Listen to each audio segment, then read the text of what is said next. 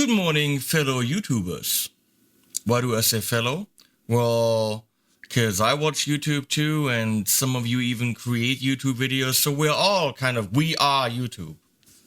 Is that? I don't know, it's too early. That's why I have my, wait, I gotta turn this on. Daddario coffee. It's not Daddario coffee, that would be awesome. Coated coffee, NYXL coffee, no. It's just, coffee in a Daddario cup. Have I said Daddario enough so I get some free strings? I don't know, maybe. Daddario.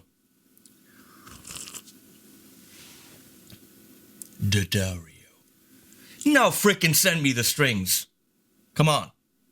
Man's gotta eat. What? Huh?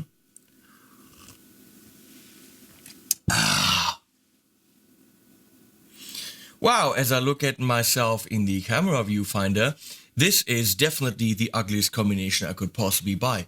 And it wasn't cheap, just for you, so you have something to complain about. Come on. Purple and red, that's a total no-go. But you're gonna have to look at it the whole time, or just turn it off, because that is an option. I've heard that you can turn these videos off, just go ahead and do it right now. Unless you want to see the Mesa Boogie tone burst, which is a boost. And I've learned from you how to use boosts. On the Spark booster from TC, I only kind of played with the gain knob and not the volume knob. So that's technically how you're supposed to use booster. Push your amp louder so that it distorts more when you put the booster in front of it. The gain is kind of an add-on. Same here, pretty much a similar concept. We have bass and treble controls to sculpt the sound, and very effectively, as I might say. We have volume and gain. So now we're going to do it more appropriately. We're going to look at the volume pushing the amp and then how much gain the pedal can add to that if you so desire. Now the problem with the booster demo is, fuck. That's the problem. That it's going to be freaking in-depth because a booster is supposed to retain the sound of your amp, just pushing it more. So therefore you're getting the overdrive or distortion that your amp can provide, but with a little bit more either sculpting or more gain. Problem with that is we're going to have to test a few amps, and we're going to do just that. We're starting with the Mesa Boogie Mark 525 because it's there. And it also has several channels, which means we can boost the clean channel and an overdriven channel and see what that sounds like. Then we're going to move on to the Sir Badger 18.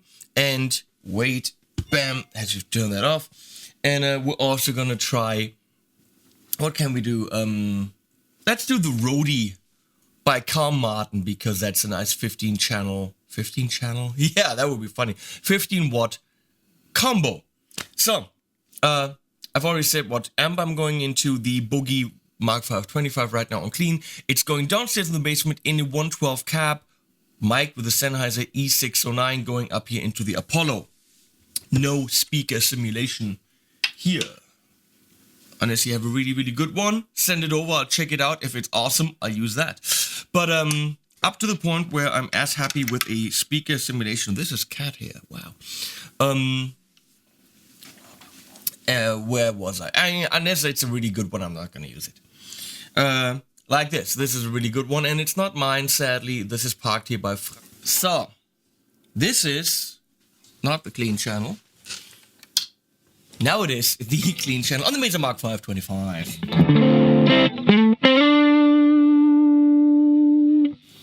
No, it is not. That was the tone burst going into the Mesa Mark 525.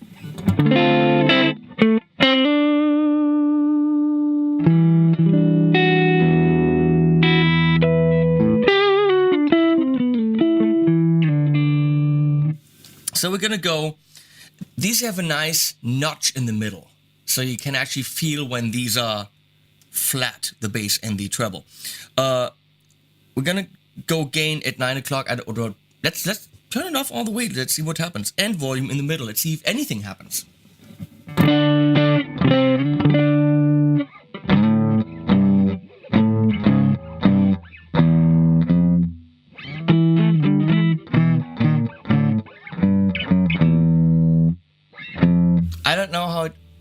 figure this out. Why?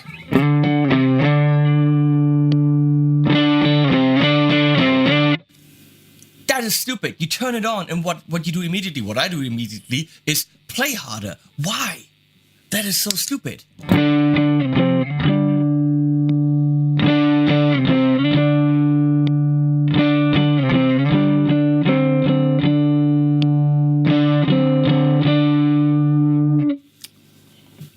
High mix changed in the tiniest bit, but kind of, you can ignore that.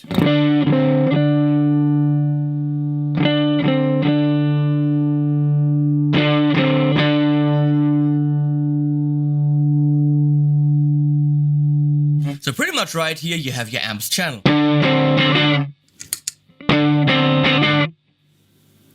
It adds a bit of bite right where we are.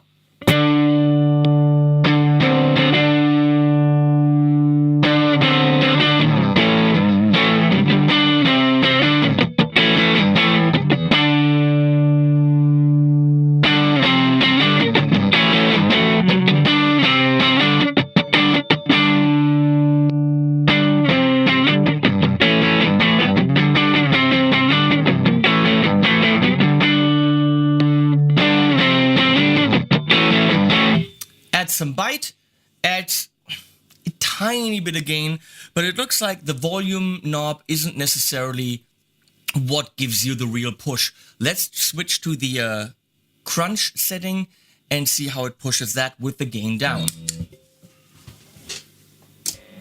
And we're gonna go in the bridge position.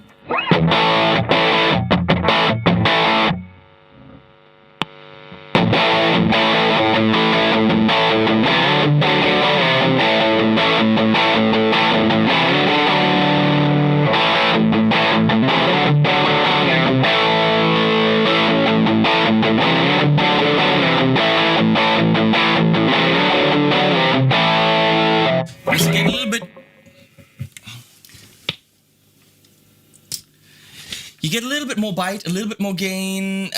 It's very tiny, so I'm pretty much thinking that the gain knob on this is more important than I first illustrated.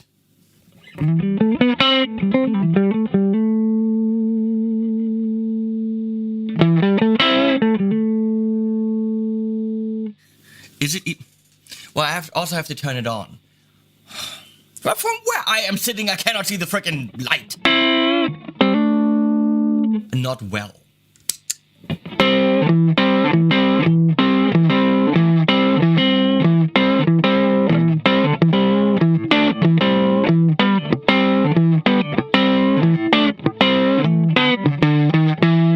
I don't know, that's kinda cool.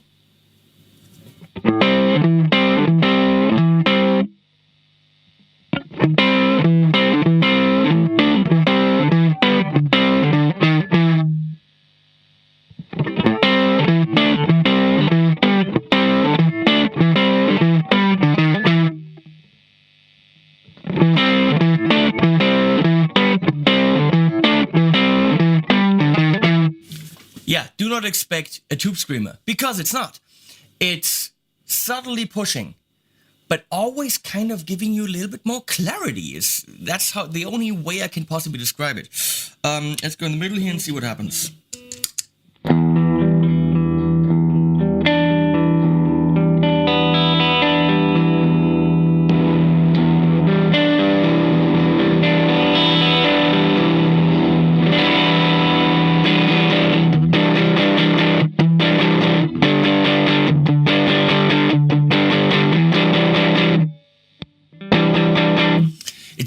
Very clear that it does not do anything to the frequencies. When the EQ is in middle position, all you're getting is a gain boost. Nothing else, which is very cool. If you love the sound of your amp, listen to this shit.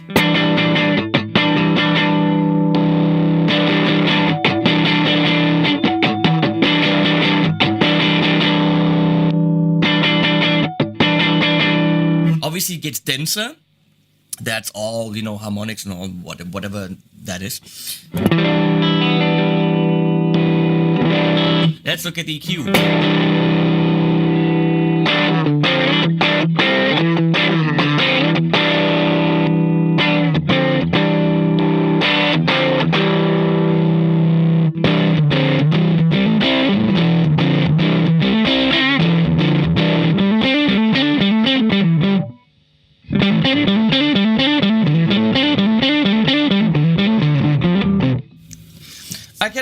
Monday mornings. Ah.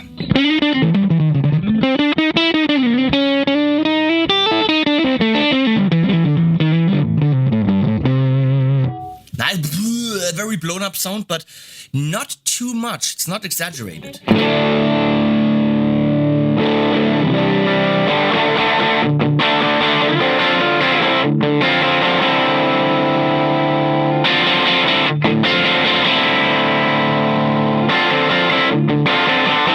Round off a bridge pickup with it. Nice. Boost 8 neck pickup. Too much. Now actually that gives me a little bit of a telly, kind of an icky high end.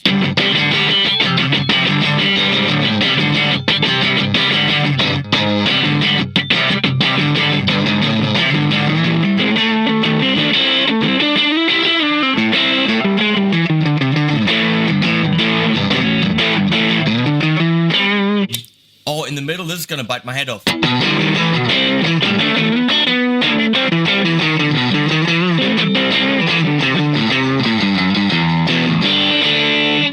Nice! This is actually telefying. It's the telefier. Oh, can I say tele? Television, that's what I meant. Did not mean the thing from the big F, I meant television. This makes a television out of your guitar. If you know what I mean.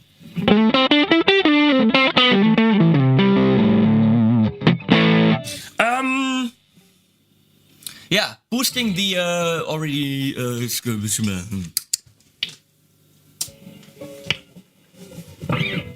you notice how I never go to channel 2 on the Mesa Mark 5?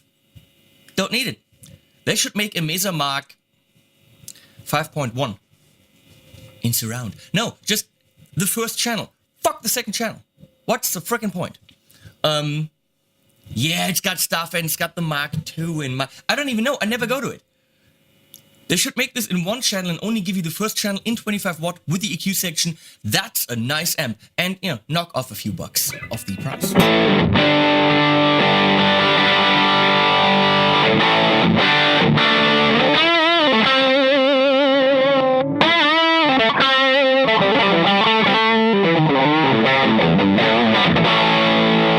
Woohoo! Fun. So then you kick this in and you have just the tiniest bit more fun.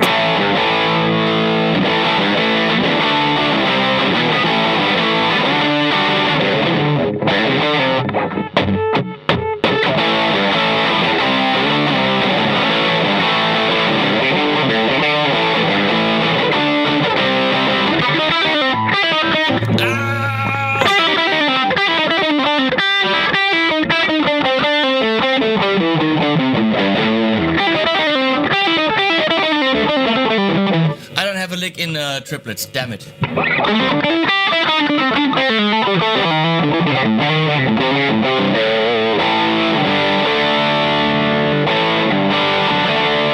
For rhythm it's all good, but once you play leads, it just adds something.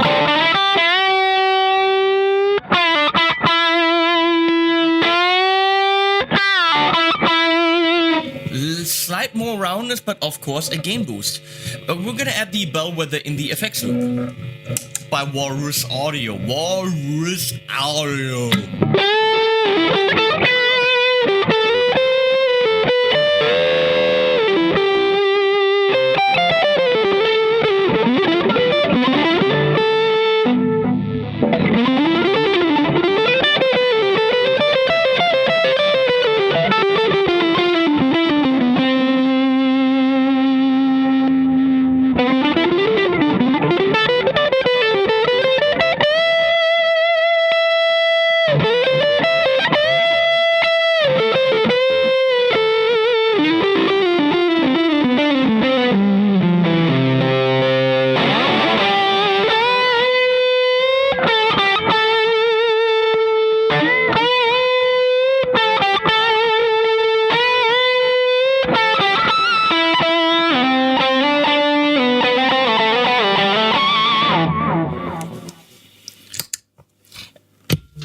Switch amps, if you allow me a second.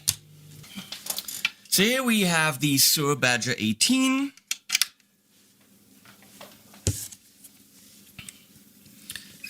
Haven't played with this puppy in quite a while.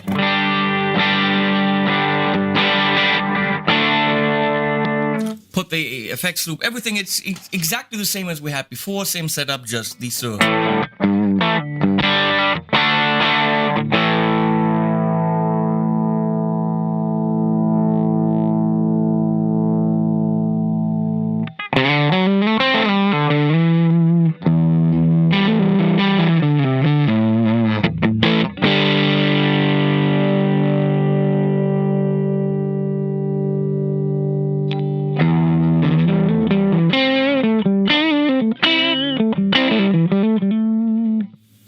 Why can't I get this thing clean?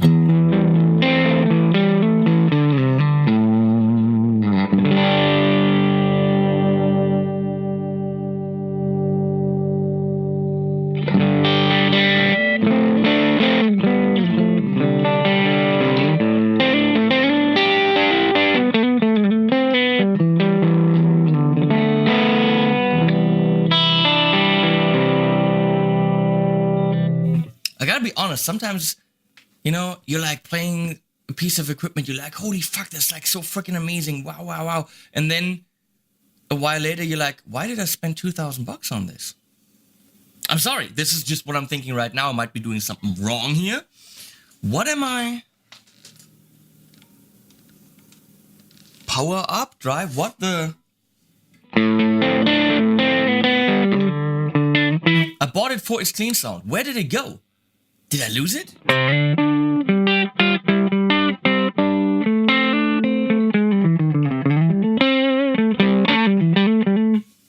Sorry, it's not what I remember.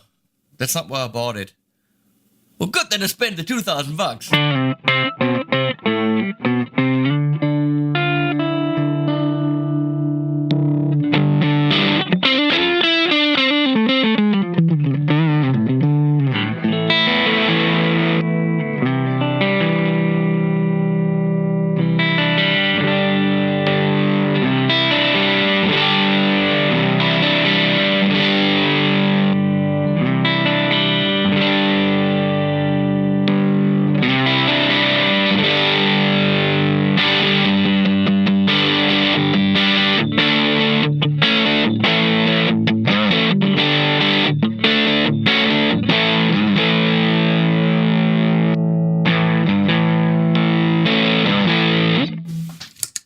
Well, let's get this Sur up to cranking level.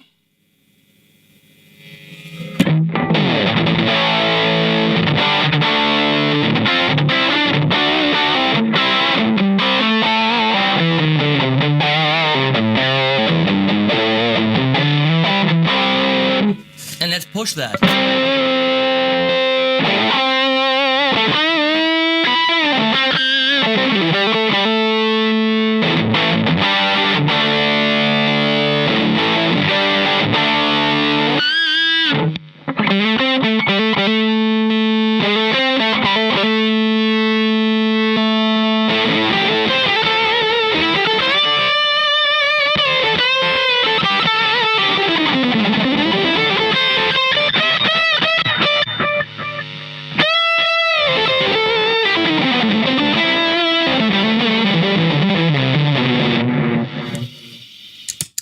I'm sorry, I'm not, what's happening? The bellwether sounds like crap in the FX loop, because it seems to be distorting itself, and then it sounds fizzly.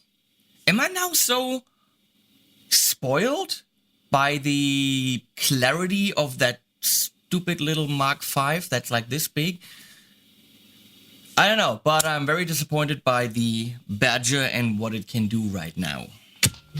That's just lame. And yeah, it adds a little bit of gain, but it adds more fizzly whizzliness to something that doesn't really impress me. Let's get the little Carl Martin going. Now this is a class, who the fuck knows, I'm gonna say A, I don't know. 15 watt amp, one channel, it has a volume knob, and you can roll off the bass in the high end, but that's it, there's no real EQ.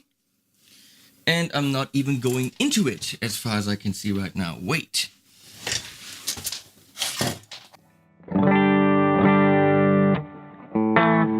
The reverb is from it, it has no effects loop.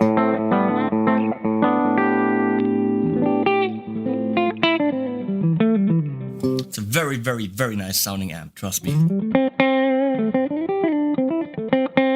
Right now it doesn't clock in with quite the same volume as the Mesa.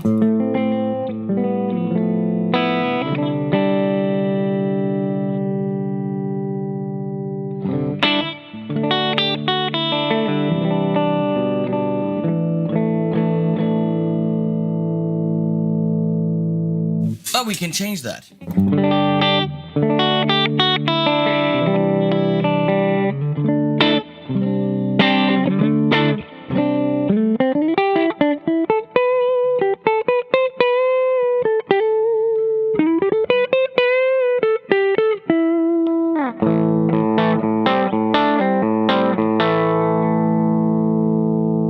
And we'll tone boost the crap out of it. See, that's what a booster is that now.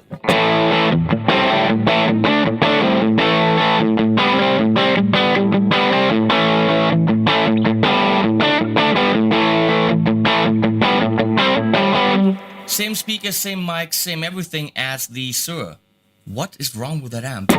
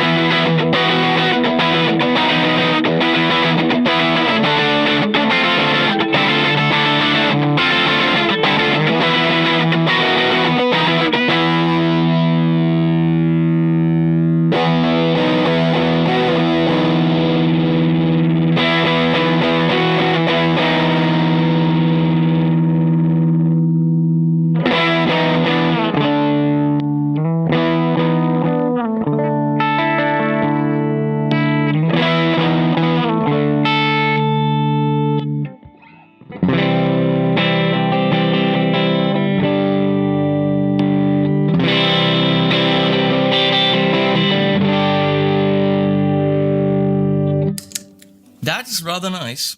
We're gonna crank the car Martin a little bit more.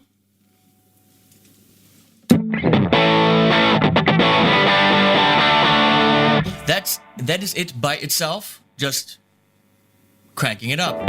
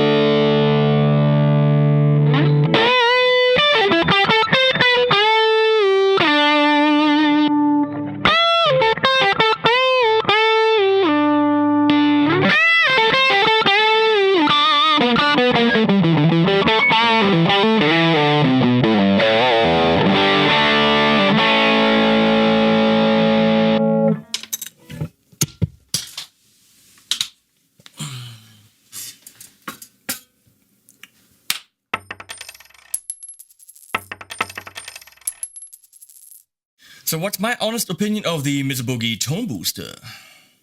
Well, I think you could very, very clearly see, hear, realize, experience with me that if your amp doesn't do it, it cannot help it. This will give your amp more of what it does. If it's fizzly whizzly, it will be more fizzly whizzly. If it can adjust a little bit, I added a little bit more treble because the Karmaten was not trebly enough for me. You can give small adjustments with the 2-band EQ, which is nice, not just in the middle. But if your amp doesn't sound the way that you want it, this cannot bend it. It's not a tone bender, it's a tone burster. It's a tone burst. The Sur, I don't know what was going on. I bought it for its amazing clean sound. That apparently went away. I don't know, it's on holiday. And the amazing kind of martially distortion that I remember now was just bleh and fizzy. I have no idea. And this made it more bleh and more fizz. And then all of a sudden, the bellwether from Walrus Audio got so much level in the effects loop that it was distorting too. And that was just crazy awareness. The Dario.